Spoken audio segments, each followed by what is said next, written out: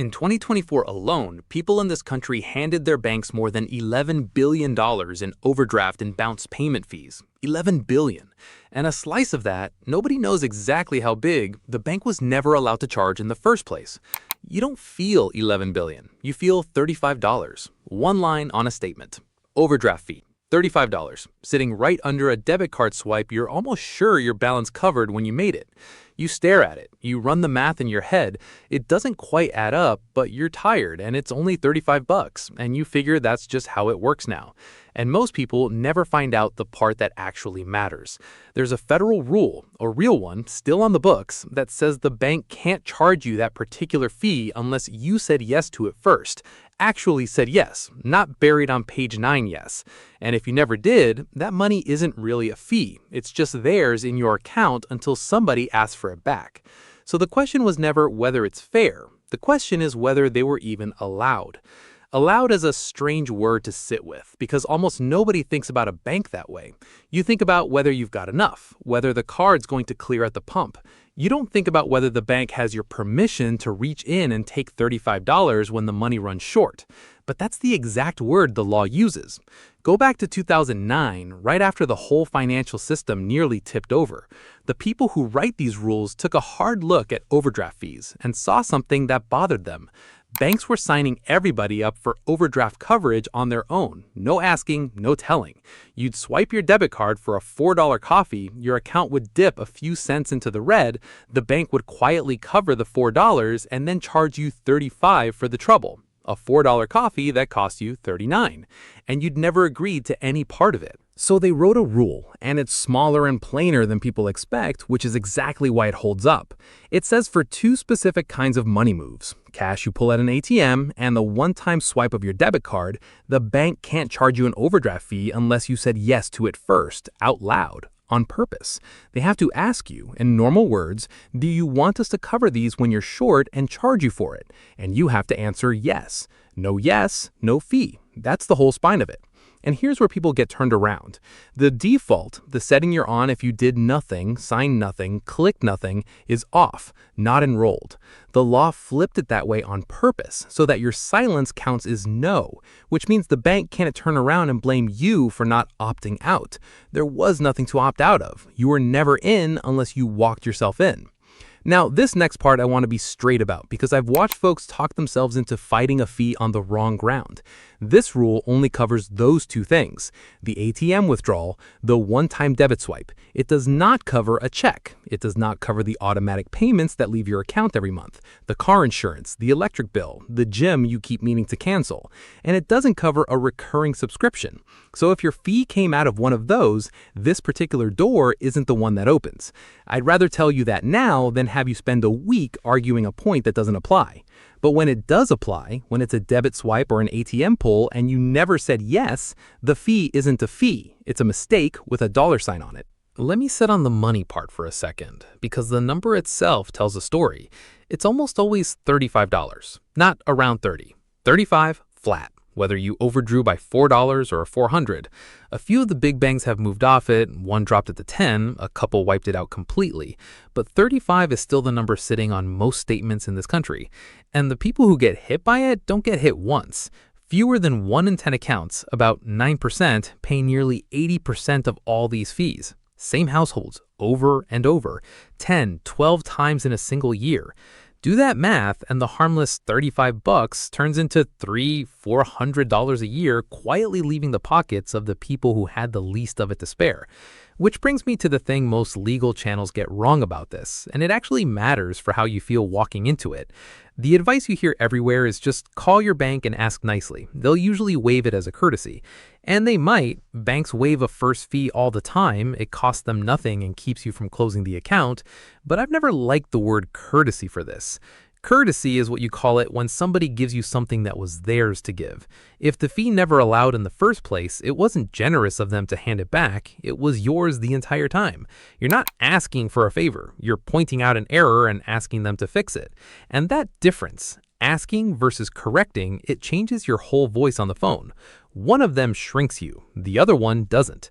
That's the version of this that's clean, the one where you clearly never signed up, the fee clearly shouldn't be there, and getting it back is mostly a matter of knowing to ask and refusing to feel small about it.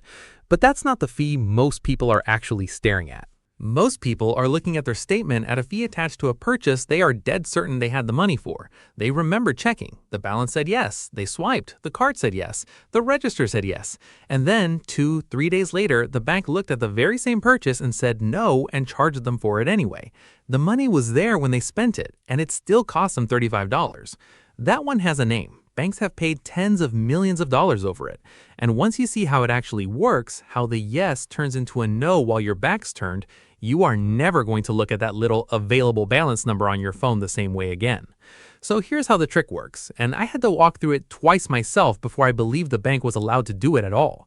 You swipe your card, $40 say, at the grocery store. In that instant, the bank checks your balance, sees you've got enough, and approves it. Everybody agrees the money's there. But, and this is the part nobody tells you, that $40 doesn't actually leave your account right then. Not really. What happens is the store sends a little note that says, hold $40 for us, we'll come collect it later. And later can mean tonight, it can mean tomorrow, it can mean 3 days from now, especially over a weekend. So there's this gap, a window where the purchase is approved, but the money's still sitting in your account, promised but not yet gone. And in that window, other things hit. The subscription you forgot renews. A check you wrote last week finally clears. Another card swipe lands and settles first. Any of it can come through and pull your balance down. Then when the grocery store finally reaches in to collect its $40, the 40 you had, the 40 the bank already said yes to, there's not enough left, and the bank charges you an overdraft fee on a purchase that was fully covered the moment you made it. The industry has a flat little name for this: authorized positive, settle negative, approved when you were in the black, charged when something else had knocked you into the red. And you, standing at the register days earlier, had no way on earth to see it coming. You checked. The numbers said yes. I read the regulator's own write-up on this a couple years back, and one line stuck with me. They basically said the timing between when a purchase is approved and when it actually settles is something an ordinary person cannot reasonably be expected to track, which is a very polite, very lawyerly way of saying this isn't your fault and it was never designed for you to win. Same start, two completely different endings, and the only thing that changed was what the person knew. Two people, same bank, same $40 fee, same wait, I have the money feeling. One of them shrugs, figures the bank knows its own math better than she does, and eats it. Does that 10 times over a year. The other one pulls up her statement, sees that her balance was positive when she swiped, and writes the bank a short, specific message pointing exactly at that. Not angry, just precise. One of them is out $300-400 by December. The other one got most of it reversed because she knew the fee had a name and the weakness. Neither of them was smarter, one of them just knew where to press. Now, I have to be honest about something here, because this is where it got genuinely more complicated over the past year, and if I skipped it, I'd be selling you a version of the world that stopped being true. For a while, the Federal Consumer Agency, the CFPB, the watchdog that's supposed to be in your corner on this stuff, had come right out and said these surprise fees were unfair. They'd published it. They'd gone after banks over it. One credit union that serves a lot of military families got hit for more than $95 million. Another regional bank around $190 million. Real money handed back to real people over exactly this. And then in 2025, that same agency pulled the guidance back, quietly withdrew the papers that had said this is unfair. New leadership, different priorities. So if you're picturing that watchdog charging in to fight this fee for you right now, that's not the world we're in anymore. But, and this is the part that matters, pulling back a memo is not the same as changing the law. The core rule, the one about needing your yes before they can charge you on a debit swipe, that's a regulation. It's still standing. And the surprise fee problem didn't disappear either. It just moved. It moved out of the agency's hands and into two other places that are still very much open. The courts, where people sue over it, and the fine print of your own account agreement, which still says whatever it says. Because a lot of these cases were never really about fairness in the first place. They were about the contract. The bank promised, somewhere in the paperwork you signed, that it would decide overdrafts one way, and then it did it another. There's a real case out of a federal appeals court a few years back, a woman versus her credit union, and the court looked at her account agreement and basically said, this language is a mess. It never clearly told her whether they'd use the money you actually have number or the money after pending stuff number to decide if she overdrew. And because it was that unclear, she got to take him to a jury. But I'll give you the other side of that same coin because it's the honest thing to do. There's another case where the customer lost, and lost cleanly, because that bank's agreement was crystal clear. It said available balance, over and over, no wiggle room. She argued surprise. The court said, it's right here, in plain terms, and you agreed to it. Which tells you the whole game with this second kind of fee. It doesn't turn on how unfair it feels, it turns on what your specific bank wrote down and how clearly they wrote it. Vague paperwork is a crack you can get a finger into. Clear paperwork mostly isn't. So one of these fees is a clean shot, and the other is a fight whose odds live inside a document you probably never read, which leaves the real question, the one you actually came here for. You're looking at the fee, you think it shouldn't be there. What do people actually do about it, and does any of it actually work? The first move is the least dramatic one, and it's the one everybody skips. You find the paper. Pull the statement that shows the fee. The date, the purchase it's attached to, the amount. And if you can still see it, screenshot the balance in your banking app around that day because that little number, the one that said you were fine when you swiped, is the whole ballgame for a surprise fee. People want to jump straight to the fight, but the fight is just this quiet act of gathering done before you ever pick up the phone. Nobody wins an argument they can't show on paper. Then you go to the bank first. Call sure, but follow it up in writing, an email or a message through the account, because a phone call evaporates and writing doesn't. And you keep it short and specific, not this is ridiculous, just here's the fee, here's the date, and here's why it shouldn't be there. I never opted into overdraft coverage or my balance was positive when I made this purchase. That's it. The obstacle here is real, and I've watched it stop people cold. The person on the phone will be pleasant and sympathetic, and will call it a courtesy if they reverse it. Let them call it whatever they want. You already know it wasn't a favor. Take the money.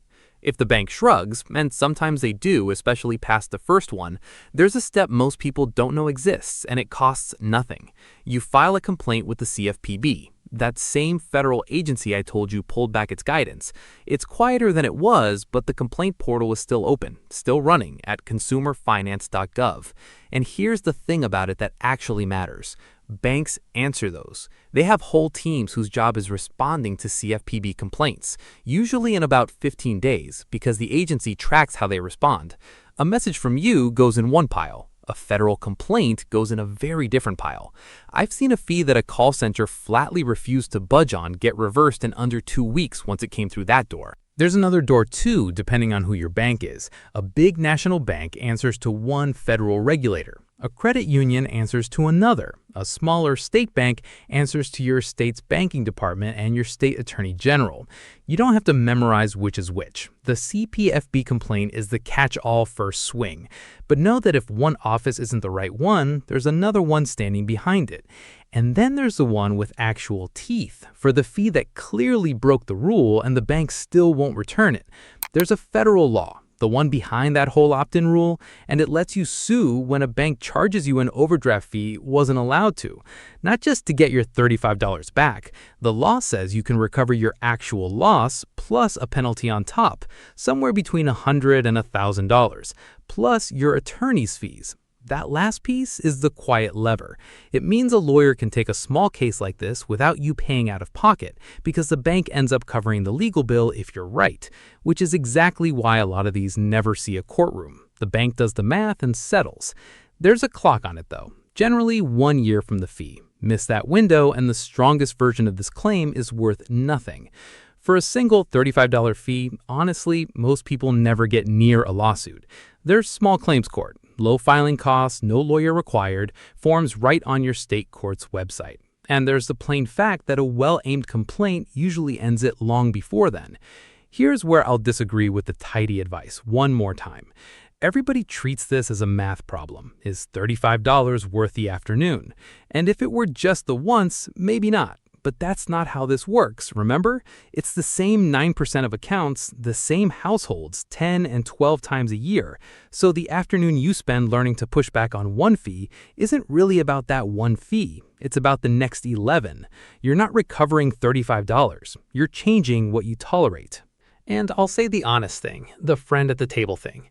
If this is one stray fee, you don't need a lawyer. You need a statement, a clear message, and the nerve to file the complaint. But if you're looking at a pattern, months of these, real money, or your bank's paperwork is a clear as day kind that might sink a contract claim, that's the point where a 15-minute video stops being enough, and an actual consumer lawyer in your state, most of whom will look at a case like this for free, earns their keep.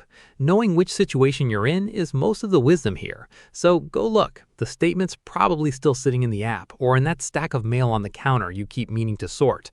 Open it. Find the fee. Run the 2 questions. Did I ever say yes to this? And did I have the money when I spent it?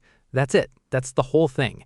It's a strange feeling the first time you realize the number on the screen was never as final as it looked, that the bank's math was just a starting position, not a verdict. Most people go their whole lives believing that line item is the last word. It isn't. It never was. I don't really know why nobody teaches you this, that the fine print cuts both ways, that the bank said so is where the question starts and not where it ends. You had to lose the money first and then go looking just to find out it might have been yours the whole time.